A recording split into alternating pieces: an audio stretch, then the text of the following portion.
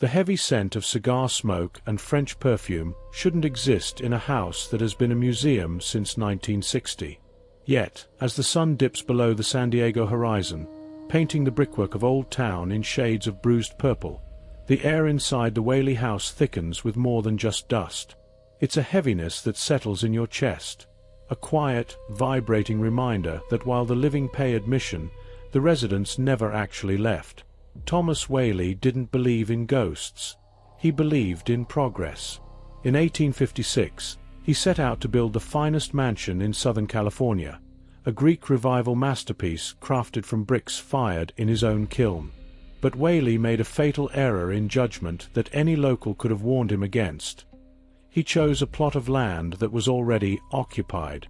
The house sits directly atop the site of the Old Town gallows.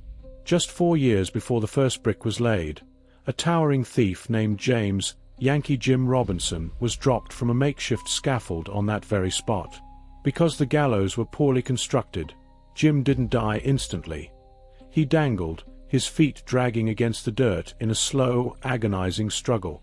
When the Whaley family finally moved in, the struggle didn't stop. They began hearing heavy, rhythmic footsteps, the sound of boots dragging across the floorboards. Thomas Whaley reportedly spent years trying to rationalize the noise, but his children knew better. To them, it was just Yankee Jim, pacing the halls of the house built over his grave. The Whaley house wasn't just a home, it was the heartbeat of San Diego. Over the decades, its walls contained a granary, the county courthouse, and even a commercial theater. But the vibrancy of the public spaces couldn't mask the domestic darkness brewing upstairs. The Whaley family history reads like a Gothic novel. In 1885, their daughter Violet, heartbroken after a scandalous divorce and the stinging social stigma of the era, took her father's .32 caliber pistol into the backyard privy and ended her life. The grief-stricken family never truly recovered. Thomas Whaley eventually moved the family away, but the house remained a silent sentry to their sorrow. Today, visitors and docents report encounters that feel less like ghost stories and more like echoes of a life interrupted. Thomas Whaley, often seen on the upstairs landing in a frock coat and top hat, keeping a stern eye on the tourists. Anna Whaley, the matriarch, is frequently signaled by the sudden, overwhelming scent of gardenias or expensive French perfume. The red-headed girl, a small child, thought to be a playmate of the Whaley children who died in the house after a freak accident, has been seen running through the dining room. The family dog, even Dolly, the family terrier, makes her presence known by brushing against the legs of unsuspecting visitors.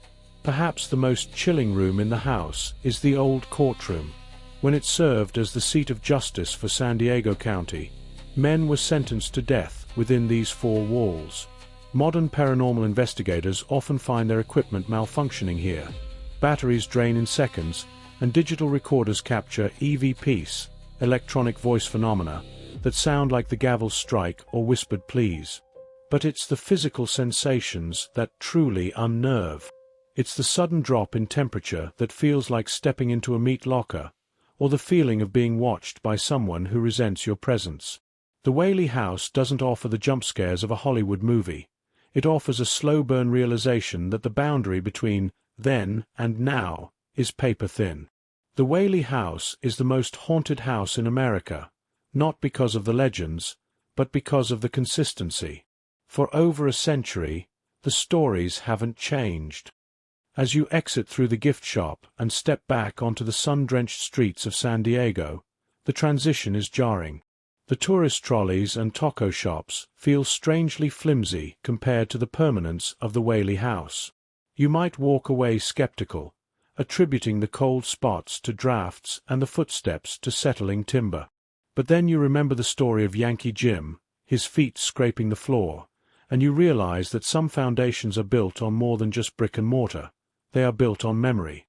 And in the Whaley house, the memory refuses to fade. Tune in next week for another descent into darkness.